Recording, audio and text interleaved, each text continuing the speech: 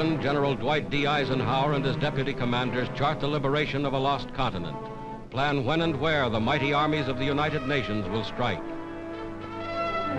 Today, northern France is that battleground. Into the building of their defense system, the so-called West Wall, the Nazis poured the slave labor of conquered nations. Pictures made by the Germans themselves to impress their satellites with the strength and invincibility of their fortifications.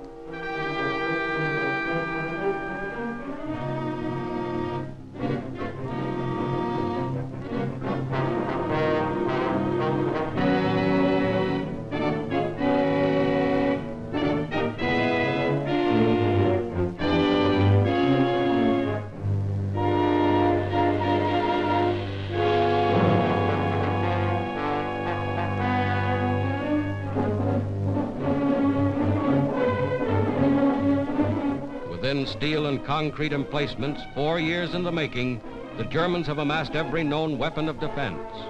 Whether those weapons are enough to stop the Allied onslaught will be proven in the struggle that lies ahead.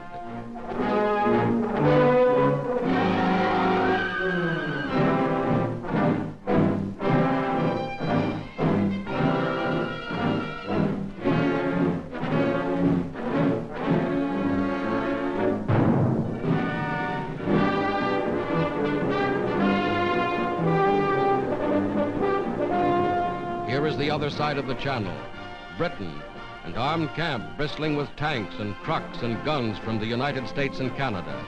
Here is the fruition of 4 years of planning and production. Here is a glimpse of England as the Allied armies awaited D-Day.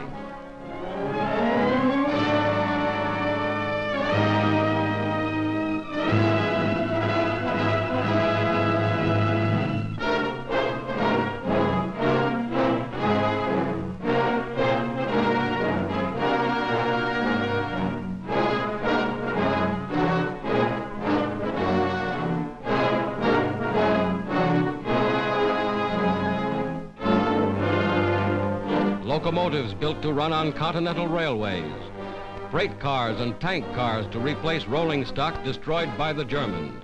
All this and more is included in the gigantic preparation for invasion. Here is something of the gigantic naval armada assembled to transport the Allied armies across the English Channel.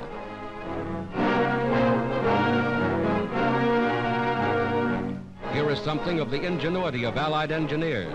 Assault boats and invasion barges launched directly from the decks of the ships that brought them to England.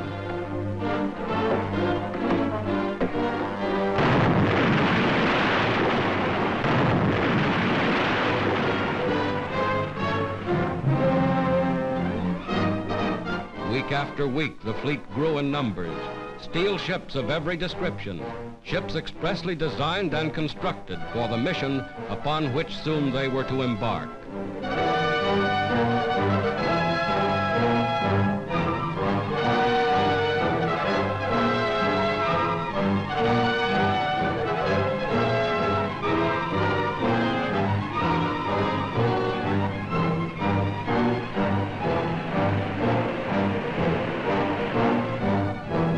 Nothing was left to chance.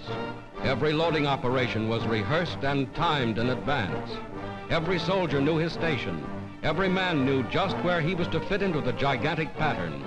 Daily they boarded their ships. For all they knew, they were bound for France or Belgium or wherever their commanders had decided to strike. Every jeep, every tank, every piece of mobile equipment was assigned its place in the grand strategy of attack.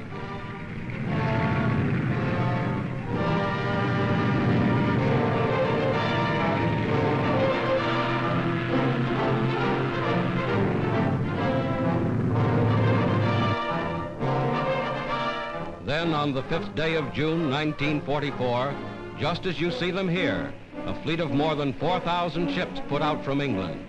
This was D-Day, 4th anniversary of the Battle of Dunkirk, and the Allied armies were striking back.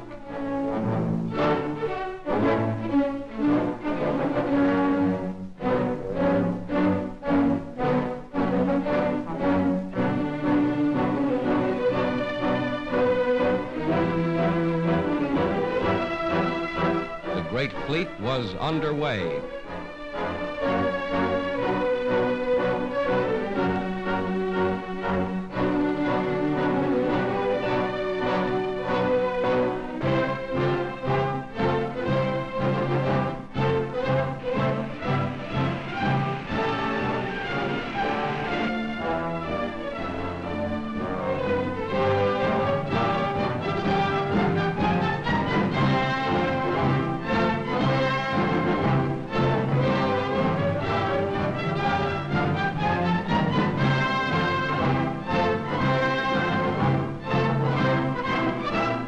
Morning of June 6th, this was the battleground. Fierce fighting around Caen. Vast squadrons of bombers and transports led the way. More than 11,000 planes spearheading the attack. Paratroopers landed in Normandy behind the coastal defenses. Landings made with timing and precision, perfected only through scores of rehearsals like this.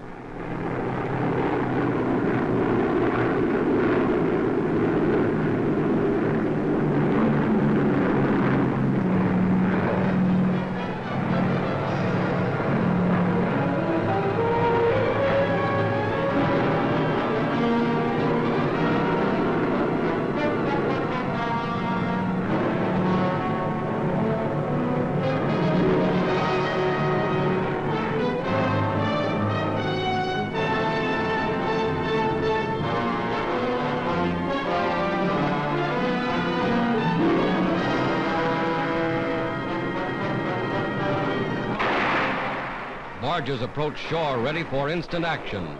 Some bearing artillery and rocket guns already opening fire.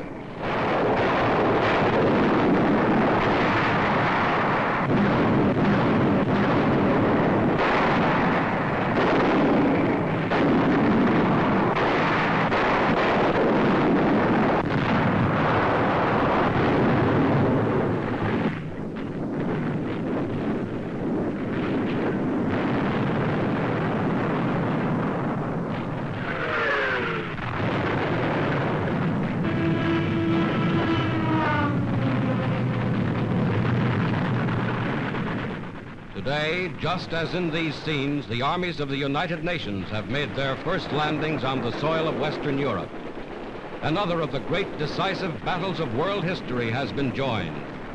This is the day for which free people long have waited. This is D-Day.